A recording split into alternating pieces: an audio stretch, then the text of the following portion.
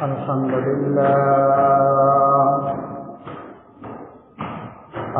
لله رب العالمين،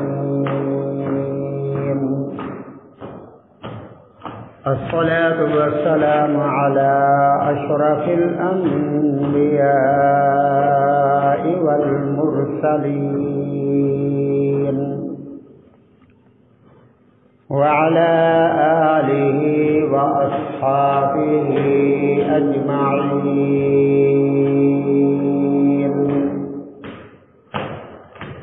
أرسله بالحق بشيرا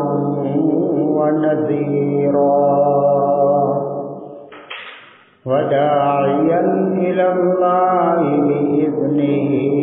وسراجا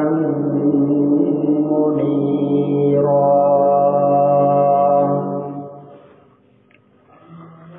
أما بعد، فأعوذ بالله من الشيطان الرجيم. بسم الله الرحمن الرحيم. وننزل من القرآن ما هو شفاء ورحمة للمؤمنين.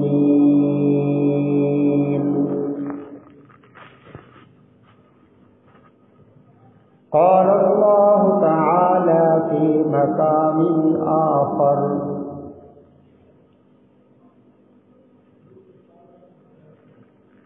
لقد من الله على المؤمنين إذ بعث فيهم رسولا من أنفسهم يتلو عليهم آياته ويزكيهم ويعلمهم الكتاب والحكمة وإن كانوا من قبل لفي ضلال مبين. قال النبي صلى الله عليه وسلم: خيركم من تعلم القرآن وعلمه. صدق الله وصدق رسوله النبي الكريم، ونحن على ذلك لمن الشاهدين والشاكرين، والحمد لله رب العالمين. رب اشرح لي صدري ويسر لي أمري واحلل عقدة من لساني يفقه قولي. رب زدني علما رب زدني علما رب زدني علما. سبحانك لا علم لنا إلا ما علمتنا إنك أنت العليم الحكيم. سبحان ربك رب العزة عما يصفون وسلام على المرسلين والحمد لله رب العالمين. اللهم صل على محمد وعلى آل محمد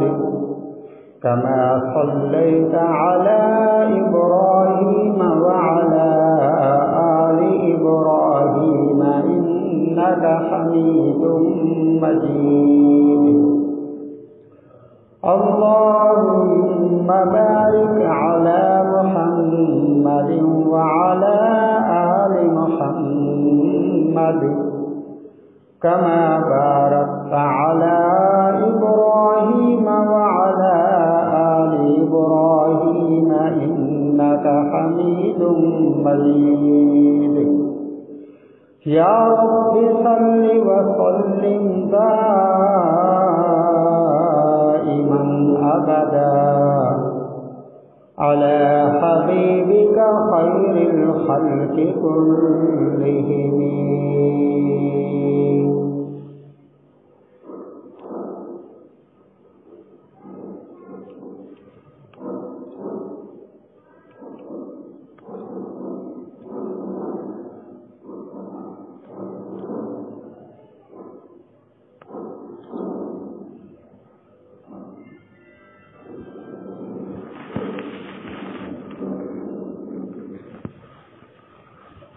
سامعین محترم، بزرگوں، دوستوں،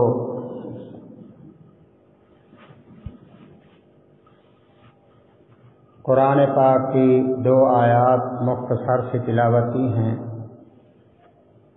اور حدیث رسول اللہ صلی اللہ علیہ وسلم کے ذخیرے میں سے ایک مختصر سی حدیث نقل کی ہے. اللہ تعالیٰ سے دعا ہے اللہ پاک اس کا مفہوم، اس کا مقصد شرح صدر کے ساتھ بیان کرنے کی توفیق عطا فرمائے. سننے اور سنانے کے بعد اللہ تعالیٰ مجھے بھی اور آپ حضرات کو بھی عمل کی توفیق عطا فرمائے. حضور نبی کریم صلی اللہ علیہ وسلم کی سیرت طیبہ کے حوالے سے بات کر رہی ہے.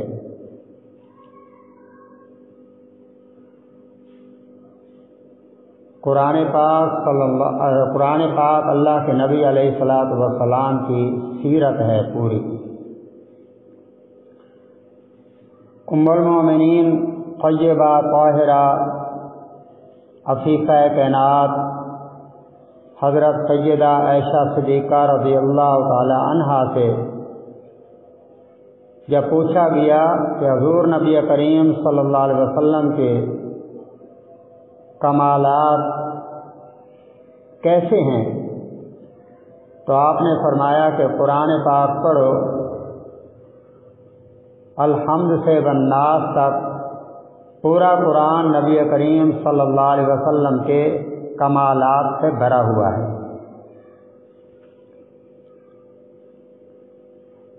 قرآن پاک جو اللہ پاک نے آپ علیہ الصلاۃ والسلام پر نازل کیا، یہ ایک ایسی کتاب ہے جو لازوال کتاب ہے اور ایک دستور العمل ہے. ہم اس پر جتنا بھی عمل کریں گے تو اللہ تعالی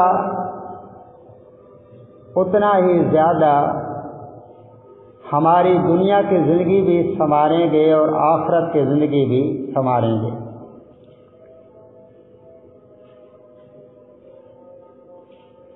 اور قرآن پاک ایک ایسی کتاب ہے جو سارے انسانوں کے لیے شفا ہے اور خاص کر ایمان والوں کے لیے شفا ہے. اور ایمان والوں کے لیے یہ رحمت بھی ہے اللہ تعالیٰ کی طرف سے کہ قرآن پاک کو اگر سمجھا جائے اور اس پر عمل کیا جائے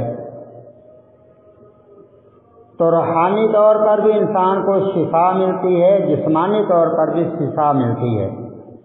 اور اللہ کی رحمت بھی اس پر نازل ہوتی ہے.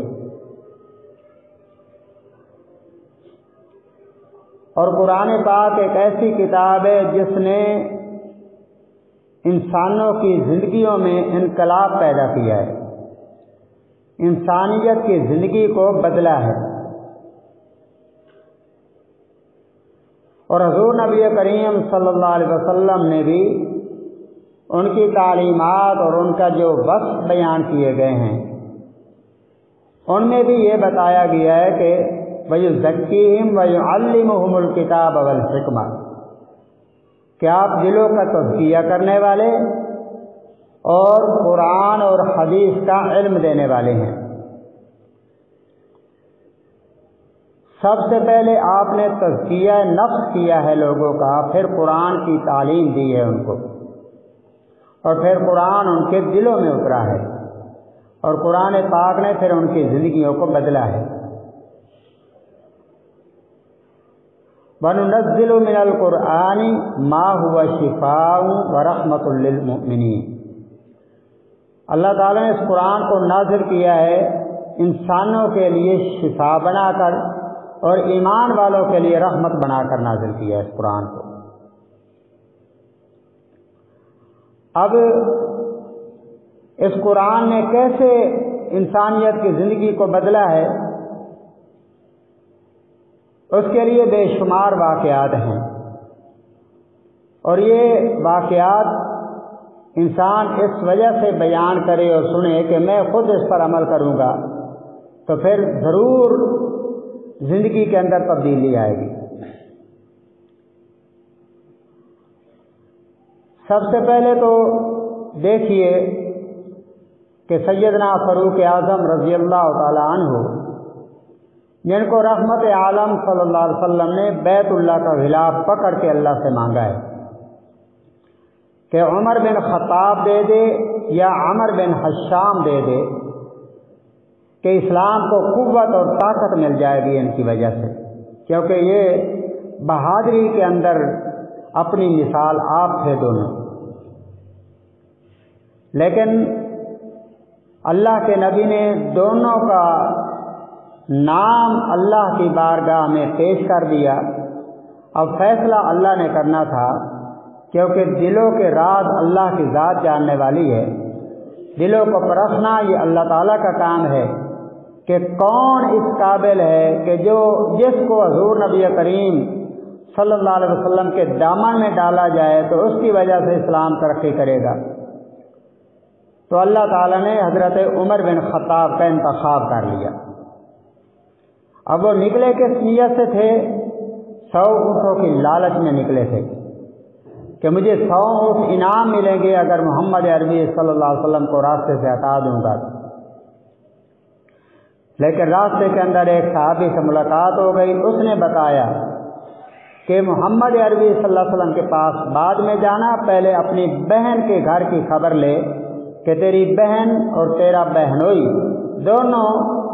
جس ذات کو تو اس دنیا سے مٹانے کے لیے جا رہا ہے نا، اس کے غلام بن چکے ہیں، اس کا کلمہ پڑھ چکے ہیں۔ اب سیدھا بہن کے گھر گیا، بہن کے گھر جا کے دستک دی، اندر داخل ہوا، ان کو مارا، ان کو پیٹا، زخمی کیا، سب کچھ کیا۔ لیکن جب تھک ہار کے بیٹھ گئے نا تو دیکھا سامنے ایک تختی پڑی ہوئی ہے، تو اس کی طرف بھاگے کہ میں تختی کو اٹھاؤں، اس پر کیا لکھا ہوا ہے؟ اندر سے آواز آ رہی تھی، تو بہن نے فوراً روک لیا کہ یہ وہ کلام ہے جس کلام کے بارے میں اللہ تعالی نے فرمایا ہے کہ لا یمسہ الا المطہرون، کہ اس کو کوئی ہاتھ نہ لگائے جب تک پاک نہ ہو، تو ابھی مشرک ہے۔ اور انما المشرکون نجس، مشرک ناپاک ہوتا ہے، تو ابھی ناپاک ہے۔ پہلے غسل کر یا وضو کر، اس کے بعد اس کو ہاتھ لگانا۔ پھر علماء اکرام نے لکھا حضرت عمر نے غسل کیا، پھر اس تختی کو لیا، اس تختی پر سورہ طٰہٰ کی ابتدائی آیات لکھی ہوئی تھیں، تو جب پڑھنی شروع کی، کیونکہ عربی تھے، قرآن بھی عربی میں نازل ہوا، تو جو حضرت عمر قرآن پاک کی وہ سورہ طٰہٰ کی آیات پڑھتے جاتے تھے تو حضرت عمر کے جسم پر کپ کپی طاری ہو گئی، آنکھوں سے آنسو جاری ہو گئے، اور فوراً بہن کو بلایا اور فرمایا کہ جس ذات پر یہ قرآن نازل ہوا ہے اور تم اس ذات کے کلمہ پڑھ کے مسلمان ہو چکے ہو، مجھے بھی اس کے قدموں میں لے جاؤ کہ میں بھی اس کا غلام بننا چاہتا ہوں۔ اب حضرت عمر کی یہ کیفیت اور حالت کو بدلنے والی جو کتاب ہے اس کو قرآن پاک کہتے ہیں، کہ قرآن ایک ایسی انقلابی کتاب ہے جس نے بھی پڑھا اللہ تعالیٰ نے اس کی زندگی کو بدلا ہے، جس نے سمجھا ہے اس کی زندگی کو اور زیادہ نکھار دیا اللہ پاک نے۔ اور پھر اسی طرح حضور نبی کریم صلی اللہ علیہ وسلم کے سب سے زیادہ جو دشمن تھے وہ قریش کے سردار تھے، جس طرح عتبہ بن شیبہ، ابو لہب، ابو جہل، یہ تین بہت زیادہ سخت دشمن تھے آپ علیہ السلام کے۔ اب انہوں نے حرم میں بیٹھ کر میٹنگ کی، حرم میں بیٹھ کر میٹنگ یہ کی کہ ہم نے سارے حربے استعمال کیے ہیں، آپ علیہ السلام کو ستایا بھی ہے، آپ علیہ السلام کے یاروں کو آپ علیہ السلام کے آنکھوں کے سامنے مارا پیٹا اور ان کو شہید کیا، ان پر ظلم ڈھائے۔ اس کے باوجود بھی اللہ کے رسول صلی اللہ علیہ وسلم کی جو تعلیمات ہیں، جو تبلیغ ہے، وہ آگے بڑھتی چلی جا رہی ہے۔ اس کی وجہ کیا ہو سکتی ہے؟ تو انہوں نے پھر میٹنگ کر کے عتبہ کا انتخاب کیا، اسے کہا کہ تو ذہین بھی زیادہ ہے اور پڑھا لکھا آدمی ہے، فصیح اللسان بھی ہے، تیری زبان کے اندر بہت زیادہ فصاحت اور بلاغت ہے، اس لیے تو جا اور رسول اللہ صلی اللہ علیہ وسلم سے جا کر کہہ دے کہ تین باتیں آپ کے سامنے ہم رکھتے ہیں، اگر آپ کو اس کا لالچ ہے، اس وجہ سے تو تبلیغ کر رہا ہے کہ لوگ میرے حلقہ احباب میں آ جائیں اور میری سرداری قائم ہو جائے، تو پھر کیا ہے؟ اس کے لیے ہم آپ کو مکہ کی سرداری دینا چاہتے ہیں، آپ مکہ کے سردار بن جائیں، ہم آپ کے غلام بنیں گے، لیکن اپنا مشن، اپنا پروگرام جو لوگوں کو، یعنی بہن کو بھائی سے جدا کر رہا ہے، بھائی کو بھائی سے جدا کر رہا ہے، اور باپ کو بیٹے سے، میاں کو بیوی سے، یہ جو جدائیاں پیدا ہو رہی ہیں آپ کی تبلیغ کی وجہ سے، یہ ختم کر دو، آپ کو ہم اپنا سردار مانتے ہیں۔ پھر اس نے دوسری بات یہ کہی کہ آپ قریش میں سے جس خاندان کی لڑکی پر ہاتھ رکھیں گے ہم اس کا نکاح آپ سے کر دیں گے، اس کے ساتھ آپ کی شادی کر دیں گے۔ اور تیسری بات یہ رکھی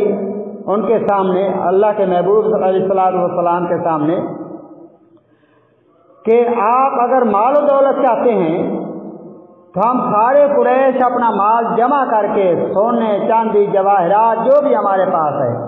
آپ کے قدموں میں لا کے رکھ دیتے ہیں، لیکن یہ مشن اور یہ پروگرام چھوڑ دے جو تو ایک الہ کا نام لے رہا ہے نا، کہ سارے کچھ نہیں کرتے سوائے ایک اللہ کے، وہی کرنے والی ذات ہے، سب کچھ اسی سے ہوتا ہے، یہ بات اور یہ دعوت کرنا دینا چھوڑ دے۔ آپ علیہ السلام نے فرمایا کہ اب آپ کی بات ختم ہو گئی؟ اس نے کہا ہاں جی ختم ہو گئی، اب آپ جواب دیں۔ آپ علیہ السلام نے فرمایا کہ جو باتیں تم نے رکھی ہیں میرے سامنے، نہ مجھے سرداری کی ضرورت ہے، نہ مجھے کسی خاندان کی عورت کے ساتھ نکاح کرنے کی ضرورت ہے، اور نہ ہی مجھے مال و دولت کی ضرورت ہے، مجھے تو اللہ تعالیٰ نے اپنا رسول بنا کے بھیجا ہے، اور میں تو دعوت دینے کے لیے آیا ہوں، میں تو ایک وحدہ لا شریک کا پیغام آپ تک پہنچانے کے لیے آیا ہوں کہ اگر اس اللہ رب العالمین کی بات کو مان لو گے، اس کو اپنا وحدہ لا شریک مان لو گے، اس کو اپنا داتا اور دستگیر مان لو گے، اس کو اپنا حاجت روا اور مشکل کشا مان لو گے، اسی کو سب کچھ کرنے والی ذات مان لو گے، اور اس کے علاوہ اس کے حکم کے بغیر دنیا کی کوئی چیز کچھ نہیں کر سکتی، اس بات کا یقین پیدا کر لو گے، تو پھر دنیا میں بھی آپ کامیاب ہو جاؤ گے اور آخرت میں بھی کامیاب ہو جاؤ گے۔ پھر آپ علیہ السلام نے قرآن پاک کا کچھ حصہ اس کو پڑھ کے سنایا عتبہ کو، وہ خاموشی کے ساتھ سنتا رہا، سننے کے بعد وہ چلا گیا اور جا کے اپنے سرداروں سے کہا کہ آپ کا کوئی وار بھی حضور نبی کریم صلی اللہ علیہ وسلم پر نہیں چل سکتا، اس لیے کہ وہ کوئی شاعر نہیں ہے، شاعرانہ کلام نہیں پڑھتے، وہ کوئی ساحر بھی نہیں ہے، جادوگر بھی نہیں ہے، اور نہ ہی کوئی کہانت کہنے والا، یعنی قصے اور کہانیاں بیان کرنے والی ذات نہیں ہے، بلکہ اس نے جو کلام مجھے سنایا ہے میں نے آج تک ایسا کلام نہیں سنا، لہذا وہ کلام جو پڑھ رہے ہیں یقیناً اللہ تعالیٰ کی طرف سے ان پر نازل ہو رہا ہے، اس لیے اسی کے اندر بہتری ہے کہ تم سارے اس کو اس کے حال پر چھوڑ دو، اگر ماننا نہیں چاہتے نہ مانو، لیکن اس کی مخالفت نہ کرو، کہ اگر اس کو غلبہ مل گیا اور بادشاہت اور سرداری اس کے پاس آ گئی تو پھر ہمارے خاندان کا ہے، ہم اس کے ساتھ مل کر حکومت کریں گے، اقتدار پر آئیں گے۔ تو یہ باتیں اس سے انہوں نے کی۔ جب عتبہ نے ان کے سرداران قریش سے کہی تو وہ کہنے لگے کہ یہ بھی پاگل ہو گیا ہے، لگتا ہے اس پر بھی اللہ کے رسول صلی اللہ علیہ وسلم کا جادو چل گیا، نعوذ باللہ۔ تو یہ عتبہ پر جو باتیں اثر کی ہیں، مسلمان نہیں ہوا، لیکن اس کے دل کے اندر یہ یقین پیدا ہو گیا کہ یہ اللہ کے نبی بھی سچے ہیں اور اس پر جو نازل ہونے والی کتاب ہے وہ بھی سچی کتاب ہے، اس کے اندر کوئی شک نہیں ہے، یہ اللہ ہی کی طرف سے نازل ہوئی ہے، اپنا بنایا ہوا ان کا کلام نہیں ہے بلکہ یہ اللہ کا کلام ہے۔ اور پھر اسی طرح دیکھیے کہ حضرت طفیل دوسی رضی اللہ تعالیٰ عنہ اپنے قبیلہ دوست کے سردار ہیں، انہوں نے جب چرچا سنا کہ ایک مکہ کے اندر ایک شخص آیا ہے جس کا نام محمد ہے صلی اللہ علیہ وسلم، اور وہ اپنے آپ دعویٰ کرتا ہے کہ میں نبی ہوں، رسول ہوں، اس کے بڑے قصے ہیں، بڑے چرچے ہیں، تو مجھے جا کے ان کو دیکھنا بھی چاہیے، ان سے ملاقات کرنی چاہیے۔ میں بھی ایک شاعر ہوں، ایک سردار ہوں اپنی قوم کا، میں بھی شاعر ہوں، جب اس کا کلام سنوں گا اگر شاعرانہ کلام ہوا تو نہیں مانوں گا، اور اگر شاعرانہ کلام نہ ہوا اللہ کا کلام ہوا تو مان لوں گا۔ اب اس نیت سے جب وہ مکہ میں آئے تو آتے ہی مشرکین مکہ اس کے ارد گرد گھوم گئے، اس کو گھیرا کر لیا اور اسے کہنے لگے کہ تو اپنی قوم کا سردار ہے، ہمارے پاس تو مہمان آیا ہے، لہذا یہاں ایک محمد نامی شخص ہے، اس کی بات میں نہ آنا، اس کی بات نہ سننا، اس لیے کہ جو بھی اس کی بات سنتا ہے وہ بھائی بھائی سے جدا ہو جاتا ہے، بیٹا باپ سے جدا ہو جاتا ہے، باپ بیٹے سے جدا ہو جاتا ہے، اور میاں بیوی کے اندر جدائی پیدا ہو جاتی ہے، وہ تو اختلاف پیدا ہو جاتے ہیں، لہذا اس کی بات کو نہ سننا، اس کے پاس نہ جانا۔ اب ان کی باتوں میں آ کر کانوں میں روئی بھرنا شروع کر دی اس نے، لیکن ایک دل کے اندر تمنا تھی، آرزو تھی کہ میں اتنا سفر کر کے آیا ہوں، مجھے اس کو دیکھنا بھی چاہیے، اس کا کلام سننا بھی چاہیے، کیونکہ ہدایت کس نے دینی ہے؟ اللہ نے، اس کی قسمت میں ہدایت لکھی جا چکی تھی، اس لیے اس کو ہدایت ملنی تھی، چاہے سارے مشرک جمع ہو کر اس کو ہدایت سے روکنا چاہیں، گمراہی پر قائم رکھنا چاہیں، لیکن اللہ نے فیصلہ کر لیا تھا کہ اس کو میں نے ہدایت دینی ہے تو ہدایت ضرور ملنی تھی۔ تو وہ جب چلتا ہوا بیت اللہ کے قریب پہنچا تو دیکھا کہ ایک نوجوان ہے، بڑا خوبصورت ہے، وہ نماز پڑھ رہا ہے اور نماز میں قرآن کی تلاوت کر رہا ہے۔ تو وہ وہاں کھڑے ہوئے دیکھتے رہے، تلاوت سنتے رہے، جو قرآن پاک ان کی کانوں میں ان کی آواز پڑتی رہی نا،